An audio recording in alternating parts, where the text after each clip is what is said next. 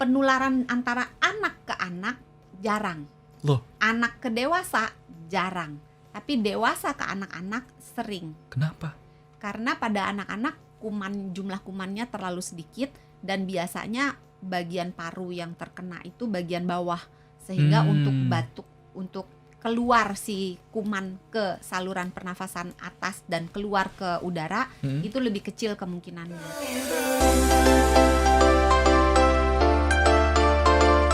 Terima kasih yang sudah bergabung bersama kami di malam hari ini, dan juga yang belum, ini masih ada waktu ya sampai nanti pukul 20 malam di 0812 112 9200. Dokter Santi, ada kesaksian dari Pak Ridwan nih. Malam ini saya pernah kena penyakit paru kanan kiri dan juga ini di ronsen dan terpaksa berobat selama 6 bulan. Alhamdulillah sekarang udah sembuh. Dan juga malahan saya sekarang berhenti makan daging kambing soalnya takut kambuh lagi penyakitnya. Nih, salah satunya nih sahabat Sonora. Salah satu berhasil melewati pengobatan, sembuh loh sekarang. Iya, bagus sekali nih turut bersukacita dengan sembuhnya Pak Ridwan ya. Tapi makan kambing itu tidak apa-apa. Nggak apa-apa ya? Nggak apa-apa, jadi boleh makan kambing. Hanya mungkin Pak Ridwan harus menjaga daya tahan tubuhnya dengan menjalankan gaya hidup yang sehat, tidur yang cukup, makan makanan yang sehat bergizi seimbang, kemudian rutin olahraga, terus jaga supaya stresnya tidak berlebihan, karena setiap saat itu bisa kumat lagi. Oh ya? Iya, atau tertular lagi. Loh, berarti kalau udah kena atau dia udah pernah tertular, bukan berarti dia tidak bisa kena lagi gitu ya? Iya. Beda dengan cacar air. Sekali kita kena, hampir pasti kita nggak akan kena lagi. Jadi ketika kita kena, penyakitnya akan berubah jadi herpes zoster. Tapi kita tidak akan kena cacar air lagi. Tapi pada penyakit tuberkulosa itu bisa kena lagi, dalam arti tertular dari orang lain lagi, atau dia kumat lagi. Makanya daya tahan tubuh harus selalu dijaga. Tapi makan kambing nggak apa-apa. Aman ya. Nah, nanti cara menjaga supaya nggak ketularan habis pertanyaan. Oke, ini kemudian juga ada pertanyaan dari Pak Udin. Dokter Santi, ini TBC bisa menjangkit anak-anak nggak sih dokter? Itu pertanyaan yang pertama. Kemudian yang kedua, tadi siang saya tuh habis makan, terus batuk disertai sakit di dada dan sampai keluar nasi, tapi cuma 1 biji doang. Apakah itu ada indikasi ke arah TBC, dokter Santi? Iya, selamat malam Pak Udin, terima kasih pertanyaannya. TB paru bisa menyerang anak-anak. Nah, tetapi penularan antara anak ke anak jarang. Loh, anak ke dewasa jarang.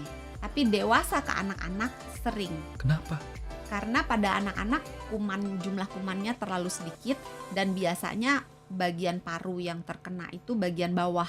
Sehingga untuk batuk, untuk keluar si kuman ke saluran pernafasan atas dan keluar ke udara itu lebih kecil kemungkinannya.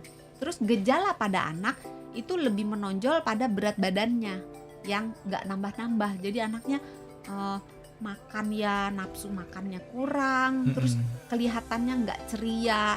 Kan anak-anak biasanya ya pecicilan kan, nggak bisa diem gitu ya. Lari sana, lari sini, terus happy gitu kan. Anak-anak tuh begitu ceria, begitu penuh semangat bermain gitu. Tapi pada anak-anak yang terkena tuberkulosis, semangat bermainnya ini terlihat menurun dan anaknya cepat lelah. Jadi baru main terus kayak ngasok gitu. Padahal dibandingkan dengan teman-temannya belum lelah, dia udah lelah. Capek. Terus berat badannya mandek. Terus anaknya bisa batuk, bisa tidak. Kalau batuknya nggak sembuh-sembuh. Terus bisa nyeri pada dadanya. Terus kalau malam anget, keringet malam. Nah, yang harus diperhatikan apabila ada satu orang dalam keluarga yang menderita tuberkulosis, sebaiknya satu keluarga yang tinggal serumah yang melakukan kontak erat dengan orang penderita TBC paru ini melakukan pemeriksaan, minimal pemeriksaan skin test, di mantuk test, dan di foto. Apabila perlu, dokter akan minta pemeriksaan dahak gitu. Jadi pengobatannya nggak cuma berhenti di orang yang sakit aja, tapi kita cari lagi, telusuri si orang yang sakit ini udah nularin orang yang lainnya belum gitu. Nah, Kalau misalnya udah menulari orang yang lainnya, misalnya oh ternyata anaknya begitu dicek, oh iya ada TB paru juga, anaknya diobati dan dicari lagi gitu. Maksudnya eh, penelusuran kontaknya ini mirip kayak COVID. Oke. Jadi ketangkep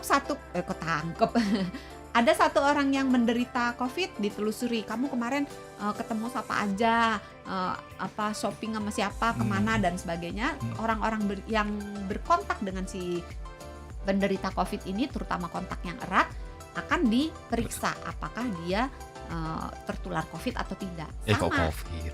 TB juga begitu. Oh, kirain Nah, salah. Cuma bedanya kalau pada COVID, kontak erat itu 15 menit sudah dinamakan kontak erat. Jadi kayak kita ngobrol nih 15 menit sudah lebih dari 15 menit namanya sudah kontak erat. Tapi pada TB paru tidak semudah pada COVID. Jadi dibutuhkan kontak yang erat, yang lebih lama, berulang-ulang dan sering. Nah, yang menyebabkan si orang bisa terinfeksi kuman penyebab TB paru. Oke. Terus tadi yang nasi gimana tuh Dokter Santi? Oh ya, yang nasi. Kalau nasi kan sebetulnya bukan benda yang sewajarnya ada di saluran pernafasan. Jangan-jangan ketika Pak Udin makan ada sebutir nasi yang masuk ke saluran pernafasan, sehingga saluran pernafasan mengeluarkan reaksi dengan membatukkan si nasinya. Nah, ketika keluar si nasinya rasanya lega, walaupun dadanya mungkin akan sakit. Apakah ini indikasi TB paru atau bukan? Mesti dilihat gejala-gejala lainnya ada nggak, atau batuknya cuma sekali itu doang, habis itu nggak batuk-batuk lagi, ya berarti bukan. Keselak ya. Batuk pada TB itu sifatnya lama, terus kadang-kadang mengeluarkan dahak, kadang-kadang tidak. Kadang-kadang mengeluarkan dahak yang bercampur dengan darah, kadang-kadang tidak. Tapi disertai dengan demam yang anget tapi lama, nggak sembuh-sembuh gitu. Terus kalau keringet malam, dadanya rasa nyeri, sesak, penurunan berat badan dan sebagainya. Tapi kalau seandainya Pak Udin rasa khawatir, boleh diperiksakan ke dokternya untuk pemeriksaan lebih lanjut untuk menentukan ini benar TB atau bukan. Oke. Pertanyaan terakhir Dokter Santi. Yo. Ini udah mepet soalnya waktunya. Ada Bu Rustina, ini penasaran. Di tahun 2006 usia 40 tahun kena TB kronis, udah ke tulang. Kemudian berobat, dan yang saya mau tanyakan waktu itu saya minta obat rutin selama 1 tahun. Keselak saya. Batuk deh. Iya, ini Bu Rustina dari 2006 nih udah bagus nih. Yang penting obatnya dilanjutkan, dan memang pada TB paru si kuman bisa jalan-jalan kemana-mana, termasuk jalan-jalan ke tulang dan menyebabkan TB tulang. Nah, aduh maaf. Ini sampai mana tadi yang saya mau tanyakan? Waktu itu saya minta obat rutin selama 1 tahun. Saya rasa udah sehat, saya berhenti sendiri, tapi alhamdulillah sehat sampai sekarang. Nah, ini salah nggak dengan cara yang ini, Dokter Santi? Iya, Bu Rustina. Jadi sebetulnya kalau misalnya kita merasa sehat, belum tentu di dalam tubuhnya sudah tidak ada kuman penyebab si TB paru. Jadi sebaiknya jangan berhenti berobat walaupun sudah merasa enak, sudah merasa sehat, dan sudah setahun gitu. Karena sebelum dihentikan, itu biasanya dokter akan periksa lagi. Cek mungkin ronsen parunya, cek dahaknya. Ada pemeriksaan-pemeriksaan yang akan dilakukan sebelum dinyatakan sembuh. Jadi sama kayak orang sekolah, kalau mau lulus tentu ada ujian dulu. Nah, kalau ujian dikerjakan terus dinilai, oh semuanya bagus nih, ya udah kamu lulus gitu. Nah, sama juga TB juga gitu, ada tes-tes yang harus dilakukan sebelum menyatakan bahwa kamu sudah selesai berobat, sudah sembuh tuntas, sembuh total gitu. Jadi sebaiknya Bu Rustina kembali lagi ke dokter yang merawat untuk menanyakan apakah 1 tahun ini sudah cukup selesai atau mungkin ditambah lagi gitu.